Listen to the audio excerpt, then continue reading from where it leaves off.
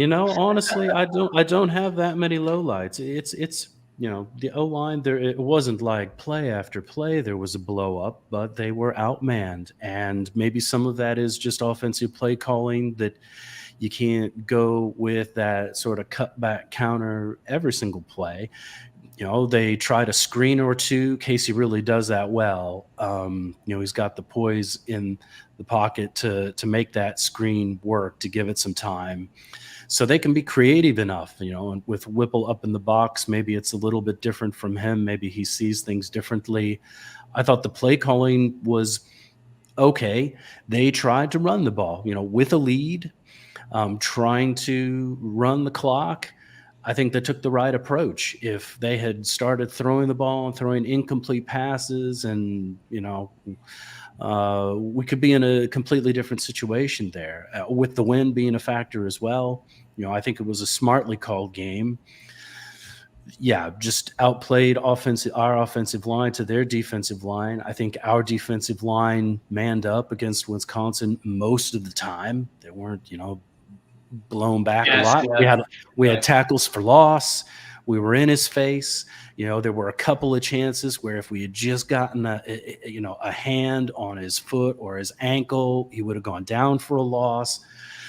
And that's what the game's all about. But I think they play relatively hard given the situation. Yeah, you fire the coach early in the season.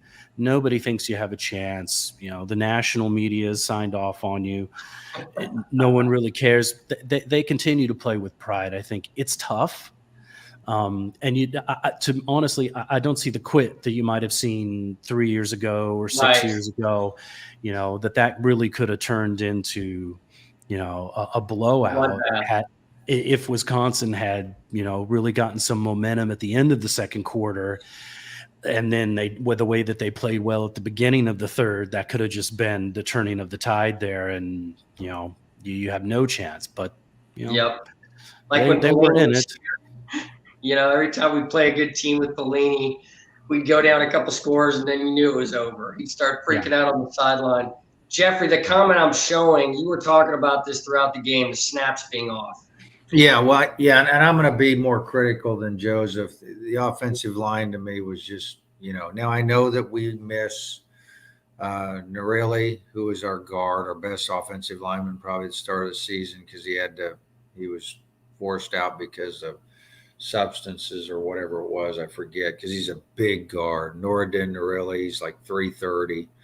And then Teddy Prochaska, that, we don't have enough depth at losing those two. Those are probably our two best offensive linemen, but I thought we got manhandled. I thought Casey was panicking. He just didn't have much time. He does have poise, but I just thought they were with four guys. I mean, it was sad to me. I mean, it wasn't any good. And then Hickson his snaps were off probably at least half a dozen times, which tremendously pushes the whole play back for Casey. It's terrible for a quarterback. So that was a low light to me, was the offensive line. Yeah. Shoot.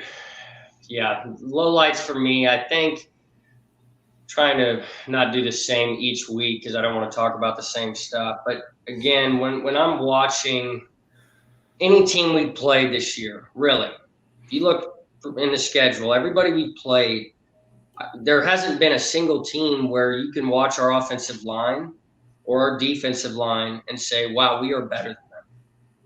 We are out physicaling them. And, when the running backs to Wisconsin are untouched 5 yards through the line of scrimmage, your linebackers can only do so much. So again, I think just all in all, my low light that continues to be a humongous problem is our pipeline, the offense and defensive lines. We hope Caleb Tanner would have a breakout year. He never seems to be able to get in the backfield.